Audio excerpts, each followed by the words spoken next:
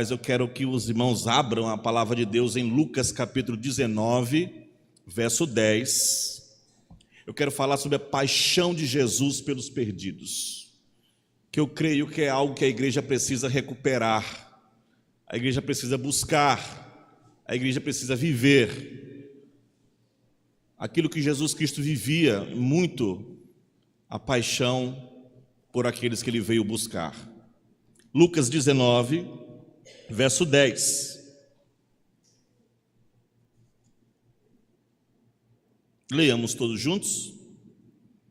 Porque o Filho do Homem veio buscar e salvar o perdido.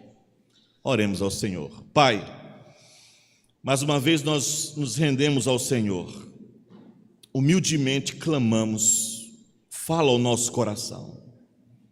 Nós não somos merecedores, Tu sabes muito bem. Nosso coração muitas vezes é mau, Senhor, pecaminoso. Muitas vezes fazemos aquilo que é desagradável ao Senhor. Humildemente estamos aqui reunidos com o desejo de ouvir a Tua voz, porque só a Tua voz é importante para nós, Senhor. Tua palavra é maravilhosa e ela diz que a Tua voz faz tremer o deserto. Tua voz despede chamas de fogo. Por isso, Senhor, que nessa noite a Tua voz seja ouvida nesse lugar.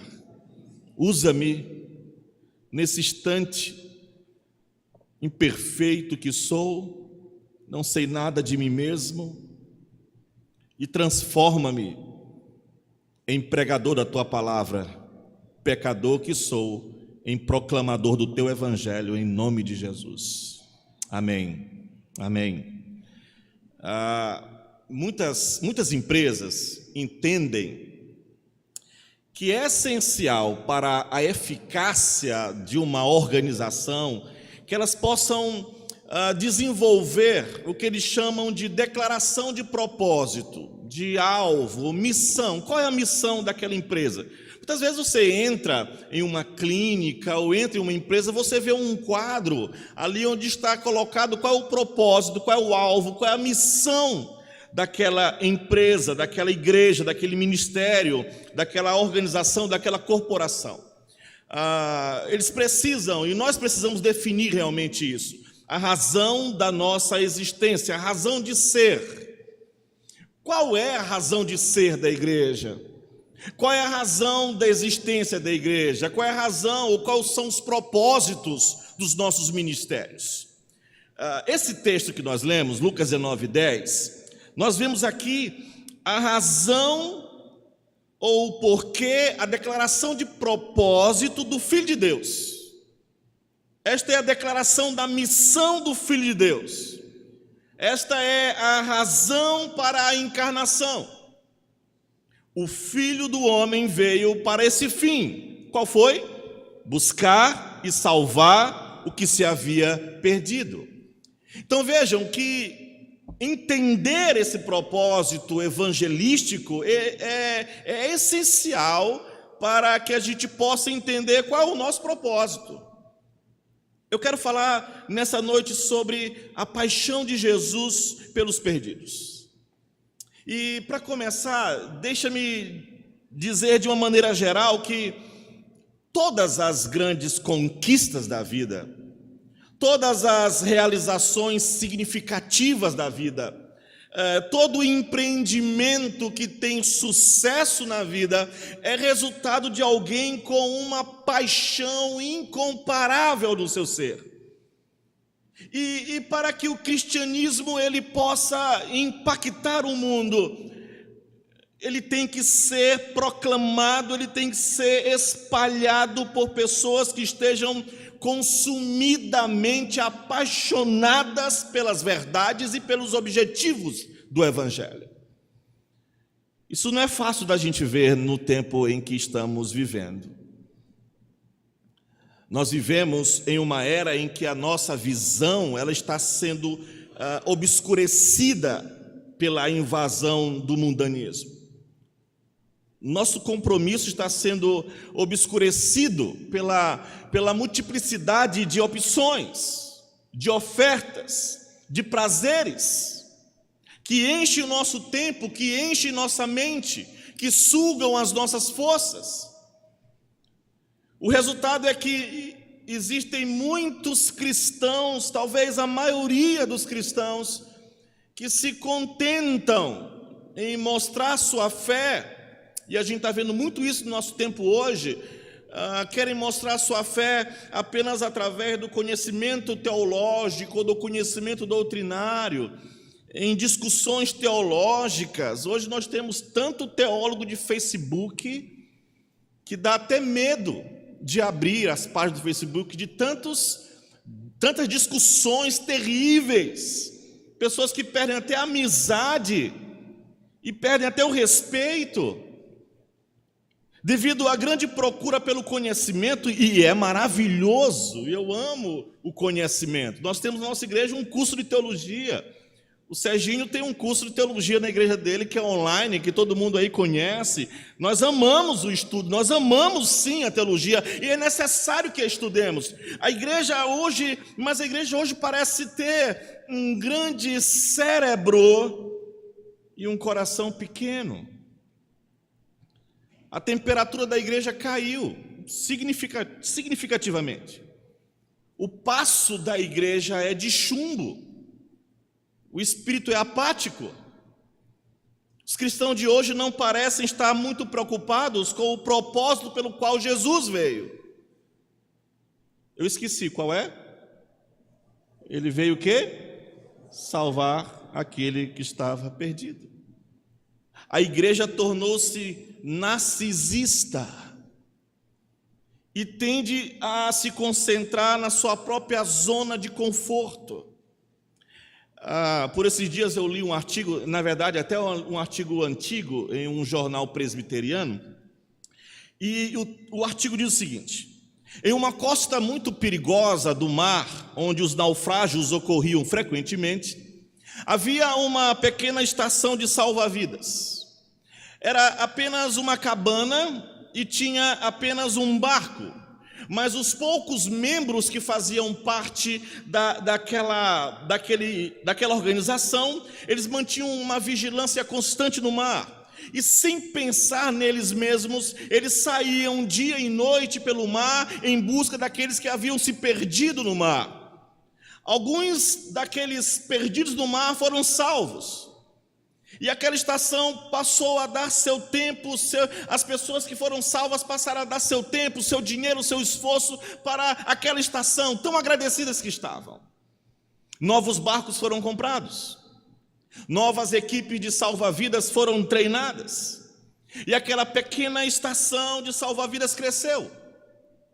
Alguns dos membros da estação estavam infelizes, porque o prédio era pequeno e mal equipado, então eles sentiram que deveriam ter um lugar mais confortável para trabalhar. Então eles substituíram as camas de emergência, colocaram melhores móveis no edifício, ampliaram o edifício. Agora aquela estação de salvação tornou-se um local de encontro público dos membros, e eles então decoraram lindamente aquele lugar e transformaram em um tipo de clube. Menos membros agora estavam interessados em ir para o mar salvar pessoas. Então eles contrataram tripulantes que pudessem fazer aquele serviço de salvamento. E certo dia um grande navio afundou lá perto daquela costa, e as equipes contratadas trouxeram as pessoas que haviam se afogado, e eles estavam sujos e doentes. Então aquele belo clube ficou todo sujo, desarrumado. Então logo eles construíram uma casa lateral, uma casa de banho, para que as pessoas que chegassem pudessem tomar banho antes de entrar no local de salvação. Houve uma reunião e houve uma divisão da associação do clube. A maioria dos membros queria impedir que as atividades salva-vidas do clube fossem um obstáculo para aquela reunião, para a vida social dos membros daquele clube. Um pequeno grupo relembrou as pessoas que ali ainda era uma estação de salva-vidas. E então aqueles novos membros disseram: vocês não têm mais lugar aqui. Se vocês querem continuar com essa atividade, procurem outro lugar ou fundem uma nova estação. E eles fizeram isso, fundaram uma nova estação. Com o passar dos anos, aquela nova estação experimentou as mesmas mudanças que aquela antiga. Cresceu, se tornou um clube. E então eles tiveram um outro grupo que sair, fundar uma nova estação, isso foi acontecendo, isso foi acontecendo. E hoje, se você visitar aquela costa, você vai ver vários clubes ao redor da costa. Mas a maioria das pessoas se afoga ali perto.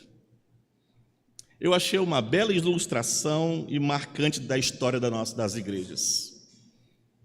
É muito claro isso, não é? É muito fácil para a igreja se desviar, é muito fácil para a igreja se preocupar com o seu próprio conforto, se tornar indiferente, apática, egocêntrica. E quando lemos algo como Jeremias capítulo 9, verso 1, e nós nos perguntamos que tipo de emoção é aquela, porque é tão estranho para nós aquela emoção. Jeremias, olhando para as pessoas perdidas, Jeremias diz: "Prouvera a Deus a minha cabeça se tornasse em águas, os meus olhos em fonte de lágrimas, então eu choraria dia e noite os mortos da filha do meu povo." Aquele homem diz: "Eu não tenho lágrimas suficientes para suprir a minha tristeza, eu queria ter mais lágrimas para chorar pelo meu povo." Não nos identificamos muito com isso, irmãos.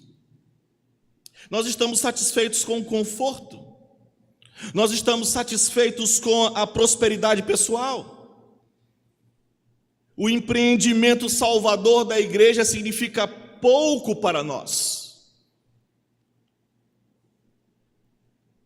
Perdemos a paixão pelas almas perdidas, a paixão pela santidade, pela pureza, a paixão pelos perdidos é o que torna uma igreja poderosa nas mãos do Senhor. Não a preocupação com o próprio conforto, não a sofisticação dos nossos próprios argumentos. Uma igreja ou um cristão sem forte convicção, sem paixão, ele se torna de certo modo um problema, porque a igreja, ela se afasta do seu propósito. Joseph Parker, ele disse o seguinte: "Enquanto a igreja de Deus for igual a muitas das instituições que existem, ela vai morrer. Mas assim que ela estiver cheia do Espírito de Jesus, e o mundo pensar que ela ficou louca, então nós estaremos no caminho para conquistar o mundo para Jesus." "Eu me maravilho", disse um velho puritano, "como é que eu posso pregar sem firmeza e com um coração tão frio? Como é que eu posso deixar os homens sozinhos em seus pecados e eu não vou até eles e rogo ao meu Senhor por causa deles? Quando eu saio do meu púlpito, eu não sou acusado de falta de eloquência, eu não sou acusado de falta de argumentos, eu não sou acusado nem de citar qualquer palavra inconveniente. Mas minha consciência me pergunta: como é que você pode falar da vida e da morte com esse coração? Como é que você pode falar da vida e da morte com este coração? Como é que você pode pregar o céu e o inferno de uma maneira tão descuidada e tão sonolenta? Ó Senhor, faça isso, que o Senhor me use para transformar as almas dos outros e a minha também." Dr. Bernard, depois de ouvir um ministro que estava pregando com muito entusiasmo, ele disse assim: "Você ama pregar, não é?" E o ministro disse: "Sim, eu amo pregar." Dr. Bernard disse: "Mas você ama os homens para quem você prega?" Nós não precisamos, irmãos, nós não precisamos escolher entre termos falta de conhecimento doutrinário, mas paixão no coração. Nós não precisamos escolher ter paixão, fogo no coração, mas menos fogo no coração, mas muito conhecimento doutrinário. Nós não precisamos escolher entre essas duas coisas. Graças a Deus, nós podemos ter essas duas coisas. Nós podemos ter conhecimento e zelo, e uma mente bem treinada, e um coração caloroso, fervoroso. Podemos ter. É difícil para nós nos relacionarmos com esse tipo de paixão, porque é raro isso em nosso meio. É raro vermos isso em nosso meio. Robert Murray McCheyne, um dos maiores pregadores da Escócia, morreu aos 29 anos de idade. Os biógrafos dizem que em todos os lugares que ele pisou, a Escócia estremeceu. Onde ele abria a boca, o Espírito de Deus soprava em todas as direções. Milhares o seguiram até os pés de Jesus. Um viajante estava ansioso para ver aonde aquele homem pregava quando estava vivo. E ele foi para uma cidade escocesa onde McCheyne pregava e ele encontrou a igreja. E um senhor idoso de nome Sexton, ele concordou em mostrar para aquele homem a igreja. E enquanto ele conduzia o homem para a sala de estudos do pastor, ele disse: sente-se nesta cadeira. E o viajante ficou meio indeciso, mas sentou. E aquele senhor disse, e na mesa diante daquele homem havia uma Bíblia aberta. E aquele senhor disse: coloque sua cabeça nesse livro e chore. Era isso que o meu pastor fazia todas as vezes antes de pregar. E aquele homem então levou aquele visitante até o púlpito onde o pastor pregava. Ele disse assim: fique de pé, disse ele. Coloque suas mãos em seu rosto, arreie sua cabeça e deixe suas lágrimas fluírem. Era assim que nosso pastor sempre fazia antes de começar a pregar. Isso não é visto em nosso meio. Alguém disse uma vez que nenhum benefício é verdadeiro se não for feito com paixão. De John Knox foi dito: tão poderoso ele era em seu anseio por almas perdidas, que pensávamos que ele iria quebrar o púlpito em pedaços. De Joseph Allen foi dito: com uma ambição infinita, insaciável para a conversão das almas, ele pregava com uma voz de grande alcance, um olhar penetrante, uma alma em chamas por amor aos perdidos. A paixão de John Wesley desperta meu coração. Um biógrafo disse que ele saiu para fazer pela Inglaterra mais do que foi feito pelas forças armadas da Inglaterra em sua existência. Ele teve uma tremenda coragem. Ele trabalhou além do que era racional. Ele se afastou com facilidade do conforto. Ele morava como um necessitado, um miserável, mas doou mais de $200 mil para missões. Ele foi caluniado várias vezes. Ele foi ridicularizado muitas vezes. Mas ele disse: eu deixo minha reputação onde deixei minha alma, nas mãos do meu Senhor. Ele viajou 365 mil quilômetros a pé e a cavalo. Ele pregou 2.400 sermões diferentes. Isso tudo em meio a falsas declarações, insultos, sujeito a incessantes ataques da multidão, dos púlpitos dos pastores da igreja, da cidade e da imprensa. E foi dito sobre Wesley que ele andava sem fôlego, perseguindo almas para Jesus. Mesmo depois de velho, quase cego e paralítico, John Wesley continuava pregando. E quando ele percebeu que a sua vida estava chegando ao fim, se sentou numa cama, bebeu um chá e cantou uma canção que diz: quando alegre eu deitar este corpo e minha vida for coroada de bênção, quão triunfante será o meu fim. Eu glorificarei a meu Criador enquanto tenho fôlego, e quando a minha voz se perder na morte, eu usarei todas as minhas forças. Em meus dias o glorificarei enquanto tiver fôlego, até o fim da minha existência. George Whitefield, um contemporâneo de Wesley, que com zelo vestia roupas remendadas. Ele orava debaixo de uma árvore até nas noites de inverno, em agonia de alma. Dizem que mesmo no frio rigoroso, se via o suor escorrendo no seu rosto durante suas fervorosas orações. ordenado aos 22 anos de idade. Ele começou a pregar imediatamente com tremendo poder. Provavelmente nenhum homem, desde os dias do apóstolo Paulo, se destacou pela eloquência bíblica como Whitefield. John Newton disse sobre ele: se você me perguntar quem é o segundo maior pregador do mundo, eu não sei. Mas se você me perguntar quem é o primeiro, só tem uma resposta: George Whitefield.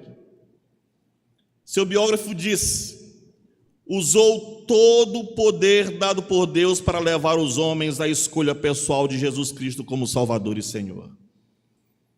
Sobre ele, Leonard Ravenhill disse: Deus de Whitefield, dê-nos hoje homens como Whitefield, que podem permanecer como gigantes no púlpito, mas ao mesmo tempo homens com coração impregnados de amor, lábios inflamados, olhos transbordantes de lágrimas. Ele atravessou o Atlântico 13 vezes. Ele pregou por 34 anos, 18 mil sermões registrados. William Cowper disse: ele amou o mundo que o odiava. 4.000 pessoas esperavam às 5 horas da manhã para ouvir as pregações de Whitefield. Meus irmãos, existem muitos pregadores populares hoje. Muitos, mas não muito poderosos na mão do Senhor. Onde estão os modelos? Onde estão os Wesleys da vida? Onde estão os Whitefield da vida? Onde estão os puritanos? Onde estão os Jeremias? Onde estão os pregadores, evangelistas, missionários, discipuladores, os crentes com paixão na alma? Nós devemos admitir que os profetas de Jeová hoje parecem ser tão impotentes quanto os sacerdotes de Baal, chamando o fogo do céu. Mas onde iremos encontrar um modelo? Bem, eu me propus a falar sobre um modelo. Não é o pastor Dilvan, não é o pastor Sérgio Lima, não é o pastor Alain Renner. O único modelo que devemos ver é o nosso Senhor Jesus Cristo. Eu quero que examinemos a paixão que ele exibiu por pessoas perdidas. Jesus é mais que um reformador, mais que um benfeitor, mais que um libertador, mais que um pregador, mais que um professor. Ele é o Salvador, ele é o regenerador do mundo. Ao descer à terra, ele encontrou toda a vida envenenada pelo pecado mortal. Jesus veio e colocou a antitoxina salvadora, o soro vital da regeneração na raiz da malária, da cólera, da paralisia, da lepra, do câncer, da tuberculose do mundo. Jesus é o grande médico, Jesus é o grande cirurgião da alma do mundo. E quando você olha para Jesus, você tem que vê-lo como aquele que veio buscar e salvar aquele que estava perdido. Nós falamos muito em ser como Jesus. Nós queremos ser como Jesus. Nós buscamos como objetivo para a vida sermos semelhantes a Jesus. Mas se quisermos andar como Jesus andou, como diz João capítulo 1, verso 2, então nós devemos também nos preocupar como ele se preocupou com aqueles que estavam perdidos. Deixe-me sugerir algumas coisas. Eu quero falar sobre a pregação pública evangelística de Cristo nessa noite e amanhã sobre o evangelismo pessoal dele. Porque o ministério de Jesus se centralizou no evangelismo, tanto em público como em particular. Por favor, abra Mateus capítulo 4 e a gente então vai ler alguns versos do Evangelho de Mateus. E deixe-me tocar apenas algumas passagens que irão nos fazer lembrar o caráter do ministério de Jesus. Se olharmos para a pregação pública de Jesus, fica claro que o objetivo da pregação era evangelística. Seu precursor era um evangelista que pregava sobre o arrependimento, que pregava a salvação, que pregava o reino, João Batista. E quando Jesus veio, a mesma mensagem foi dada, Mateus capítulo 4, verso 17. O texto diz, vamos ler juntos? Daí por diante, passou Jesus a pregar e a dizer: arrependei-vos, porque está próximo o reino dos céus. Ele pregou a proximidade do reino, ele pregou que os homens devem entrar pela provisão que Deus daria. Ele chama os homens para o reino e a sua mensagem era uma mensagem de salvação. Mateus capítulo 9, verso 35, ele diz: e percorria Jesus todas as cidades e povoados, ensinando nas sinagogas, pregando o evangelho do reino, curando toda sorte de doenças e enfermidades. Jesus ia por toda parte ensinando nas sinagogas, proclamando o evangelho do reino, as boas novas da salvação. E para afirmar a validade da sua mensagem, ele estava apresentando suas credenciais como Messias. Ele foi curando toda sorte, todo tipo de doença e de enfermidades.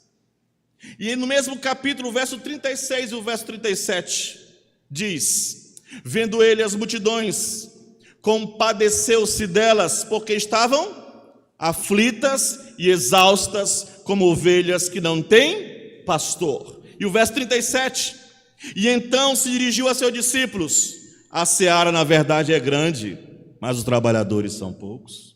Jesus era um evangelista compassivo, que viu as pessoas como perdidas, como angustiadas, como abatidas, como sem pastor. E a paixão dele não só o levou a ser o evangelista, mas fez com que ele pedisse para os seus discípulos que orassem para que Deus enviasse muitos outros evangelistas também. E em Mateus capítulo 11, verso 28, ele vai dizer palavras adoráveis para nós, maravilhosas, familiares. Jesus diz: vinde a mim. Isso é evangelismo. Vinde a mim todos que estão cansados e sobrecarregados. Ele está falando diretamente para aqueles judeus que estavam carregando uma carga absolutamente insuportável. Uma carga de culpa, uma carga de pecados, uma carga de tradições, uma carga de legalismo, uma carga de obras sobre as quais eles foram esmagados, incapazes de alcançar a única paz que eles procuravam. Vinde a mim. Você está cansado, você está sobrecarregado de toda essa bagagem religiosa que você está carregando, eu vou dar descanso. Isso é chamado para a salvação. Aqueles que estavam naquela escravidão não tinham descanso. Nós em Cristo descansamos. Aleluia. O evangelista os chama para descansar. Ele diz: pegue meu jugo sobre vocês, aprendam comigo. Eu sou gentil, eu sou humilde de coração. Vocês vão encontrar descanso para a alma de você. Você tome meu jugo, porque meu jugo é suave, porque a minha carga é leve. Isso é ternura, isso é compaixão no evangelismo de Jesus. Em João capítulo 6, verso 29, Jesus está procurando pecadores mais uma vez, perdidos. E ele diz para aquela multidão, as pessoas que estavam à volta dele, que haviam experimentado aquele grande milagre da multiplicação de pães e peixes, um milagre criativo. Literalmente Jesus cria pães e peixes do nada. Aqueles pães nunca passaram na mão de nenhum padeiro. Aqueles peixes nunca nadaram em rio nenhum. Ele simplesmente demonstra que ele é o Deus criador. Ele cria do nada. Aqueles homens viram miríade de outros milagres naquele dia. E ele lhes diz no verso 29, a obra de Deus é esta, que creiais naquele que por ele foi enviado. Um chamado evangelizador, um apelo para a salvação, um apelo para a fé, um apelo para que eles acreditassem. E então no verso 32, ele diz: em verdade vos digo, não foi Moisés quem vos deu o pão do céu. O verdadeiro pão do céu é meu Pai quem vos dá. No verso 35 ele diz: eu sou o pão da vida. O que vem a mim jamais terá fome, e o que crê em mim jamais terá sede. E ele os estava chamando para a salvação. Em João capítulo 10, verso 7, ele diz: em verdade vos digo, eu sou a porta das ovelhas. Em outras palavras, se você for entrar no reino, você entrará por mim. Todos os outros são ladrões, são salteadores, e a verdadeira ovelha não os escuta, mas eu sou a porta. E se alguém entrar por mim, será salvo, entrará, sairá e encontrará pastagem. Ele estava no trabalho da salvação. Jesus era um evangelista. Ele diz no verso 11: eu sou o bom pastor. O bom pastor dá a vida pelas suas ovelhas. Ele diz no verso 14: eu sou o bom pastor, conheço as minhas ovelhas, elas me conhecem, elas conhecem a mim. Ele estava sempre evangelizando. Este é o exemplo que temos que seguir. No capítulo 11, dos versos 25 ao 26, ele diz naquele maravilhoso dia, quando ele levanta Lázaro do túmulo, ele diz: eu sou a ressurreição e eu sou a vida. Quem crê em mim, ainda que morra, viverá, e todo aquele que vive e crê em mim não morrerá eternamente. Crês nisto? Isso é um convite pessoal de Jesus para a salvação. Ele era um evangelista, aleluia. Amados, esse é um convite para nós sermos como ele. A pregação de Jesus era evangelística. Ele estava chamando pessoas para ele, para se arrependerem, para se afastarem do pecado, para abandonarem a carga de justiça própria, de culpa, para pegar o jugo suave que ele tinha para dar, para se afastarem das trevas, para a água, para se afastar da água que não sacia a sede, para se afastarem do pão que não satisfaz, para passarem do medo da morte para a esperança da vida, para a ressurreição, crendo nele. Ele veio para isso, ele veio buscar e salvar aquele que estava perdido. Louvado seja o seu nome. E diz João: se permanecermos nele, devemos caminhar o caminho dele. Como é que ele percorreu o caminho dele? Ele percorreu o mundo como evangelista. O trabalho do evangelismo, irmãos, o trabalho de pescar homens para fora do mar do pecado, o trabalho de resgatar pessoas quebradas do inferno, é o maior trabalho que a igreja deve fazer. Deus verdadeiramente se importa com isso. João capítulo 3, verso 16, Deus amou o quê? O mundo de tal maneira que Ele deu seu Filho. Os textos dizem: alegrai-vos todos os povos, fazei conhecido entre as nações as suas obras. A evangelização começa em Gênesis capítulo 1, verso 1. Porque Deus criou todas as coisas, criou o universo, Ele se preocupa com esse universo. A visão de Jesus é mundial. A nossa visão tem que ser.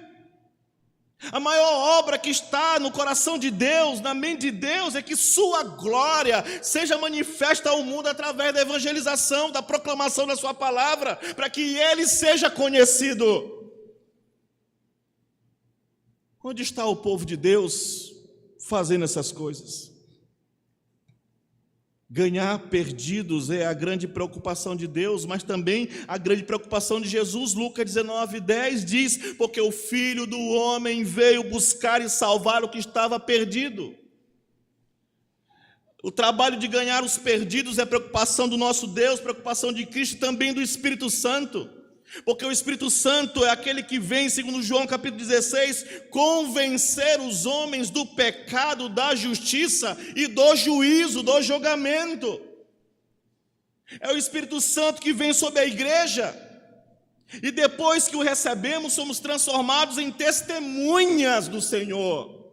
É isso que diz a Escritura: em Jerusalém, Judéia, Samaria e até os confins da terra. Então vejam, a grande preocupação de Deus Pai é o evangelismo, a grande preocupação de Cristo é o evangelismo, a grande preocupação do Espírito é o evangelismo. A salvação dos perdidos, portanto, tem que ser também a nossa preocupação. Mas será que estamos preocupados com isso? Esta é a nossa tarefa.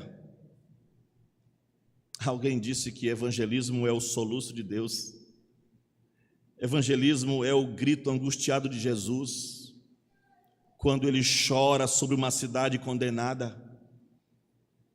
Evangelismo é o clamor de Paulo, quando ele diz em Romanos capítulo 9, dos versos 2 ao verso 3, tenho grande tristeza, incessante dor no coração, porque eu mesmo desejaria ser anátema, eu desejaria ser separado de Cristo por amor dos meus irmãos, meus compatriotas segundo a carne. O evangelismo é o argumento de Moisés, em Êxodo capítulo 32, ali dos versos 31 ao 32, quando ele diz, ora, o povo cometeu o grande pecado, fazendo para si deuses de ouro, agora pois, perdoa-lhes o pecado, ou se não, risca-me, peço-te do livro que escreveste. Evangelismo é o choro de John Knox, que disse, me dê a Escócia, senão eu morro. É o grito de Wesley que disse, o mundo é minha paróquia. Evangelismo é o soluço dos pais quando da noite choram pelos seus filhos que estão perdidos. Mas ao mesmo tempo o evangelismo é um grande paradoxo. Jesus disse, todo aquele que quiser salvar a sua vida, a perderá. Mas todo aquele que perder a sua vida por minha causa, a salvará. Em outras palavras, para salvar os outros nós perdemos. Na verdade, podemos colocar isso de outra maneira. Aquele que quiser ganhar o mundo vai ser rejeitado pelo mundo. Você não pode ter ambos. Você não pode ter as duas coisas. Em João capítulo 15, verso 29, Jesus disse, isto porém é para que se cumpra a palavra escrita na sua lei. Odiaram-me sem motivo, quando porém vier o Consolador, que eu vos enviarei da parte do Pai, o Espírito da verdade que dele procede, esse vai dar testemunho de mim. E vós também testemunhareis, porque estáis comigo desde o princípio. Em outras palavras, Jesus diz, vocês serão minhas testemunhas. Vocês vão entrar no mundo e vão testemunhar. Mas o que vai acontecer? João 16, verso 2 diz, eles vos expulsarão das sinagogas, mas vem a hora em que todo o que vos matar julgará isso como tributar culto a Deus. Aquele que quer ganhar o mundo vai ser rejeitado pelo mundo. Aquele que quer salvar a sua vida vai perdê-la. E aquele que perder a vida vai achá-la usando-a para salvar outros. Amados irmãos, esse é o mesmo caminho traçado por Jesus. Nosso Senhor, que nos salva da morte, conquistando a morte, Ele mesmo teve que ceder à morte. A Bíblia é clara, devemos estar comprometidos com isso. Eu quero finalizar pensando numa coisa. Depois me acusem de herege no final. Se supuséssemos que a população atual do mundo, do ano 2017, fosse 20 milhões, e que em todo esse número existe apenas um crente, um verdadeiro cristão, no meio dos 20 milhões, irmã Léa, e que ele vai ser usado poderosamente por Deus durante o próximo ano na conversão de apenas 2 outros cristãos, e que cada um desses 2 novos convertidos serão usados para levar outros 2 a Cristo durante o seu primeiro ano de vida, e que esse trabalho vai continuar ano após ano, ano após ano, ano após ano, ano após ano, levando 2 e mais 2 e mais 2. Pense quanto tempo levaria para que os 20 milhões viessem a Jesus. Seria esse um trabalho impossível para ser feito pelo Espírito Santo do Senhor? Ou um trabalho muito difícil para que a igreja pudesse fazer? Deixa o Senhor mudar as condições. Em vez de supor que havia apenas um cristão verdadeiro no mundo, vamos para algo mais próximo da verdade. Suponha que o número de cristãos fosse 20 milhões. Isso chega um pouco mais perto da verdade, apesar de não sê-la.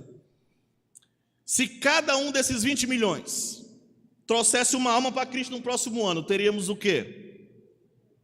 Professor Santana, o dobro disso. se os resultados seguissem com oração, com esforço desses crentes em 2018, e continuasse ano após ano, cada cristão verdadeiro se tornando pela oração, esforço pessoal, um instrumento na salvação de uma só alma por ano. Você sabia que muito antes de 9 anos a obra teria chegado ao fim? E nós iríamos ouvir o grande coro de aleluia dos anjos cantando Jesus chegando? Você quer ver algo interessante? Se uma pessoa da igreja presbiteriana em Chácara Brasil treinasse outras 2 pessoas como apresentar Jesus Cristo, e cada uma delas conduzisse uma pessoa para Cristo, e esse processo continuasse por 6 anos e meio, toda São Luís teria se convertido a Jesus. Em 6 anos e meio, eu fiz as contas. Agora, a razão pela qual eu digo isso não é entrar na discussão, é claro, se Deus quer que a cidade inteira de São Luís seja salva, que eu creio que não quer, porque tem muito ludovicense no inferno já.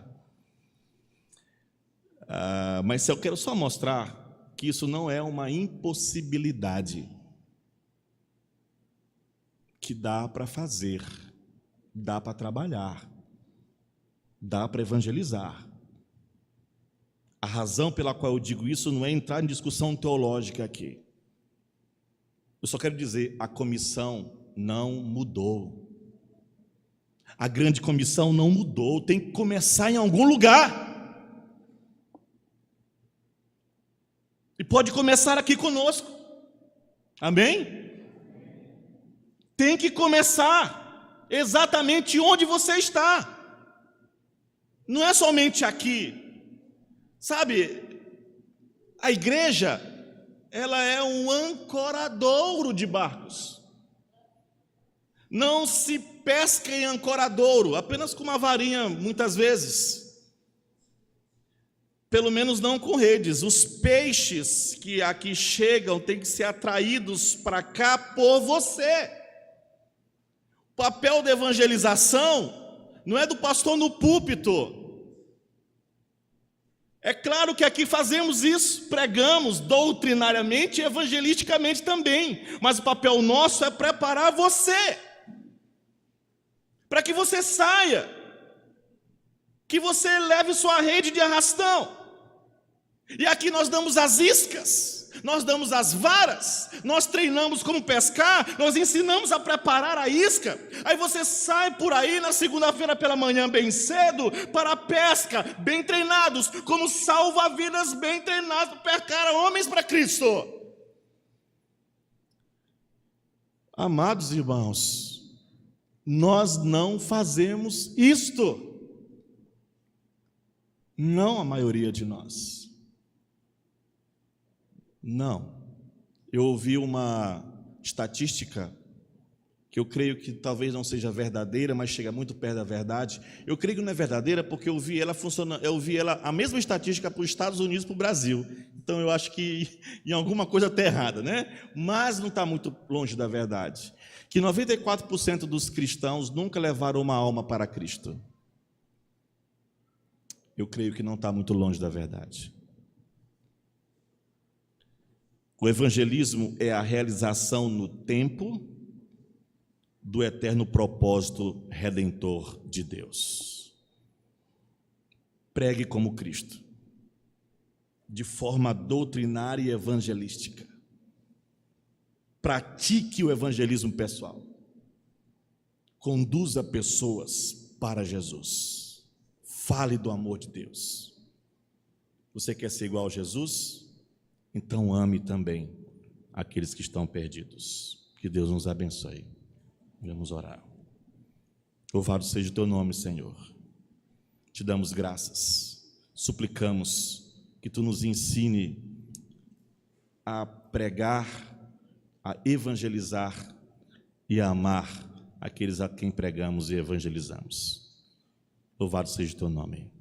Amém. Amém.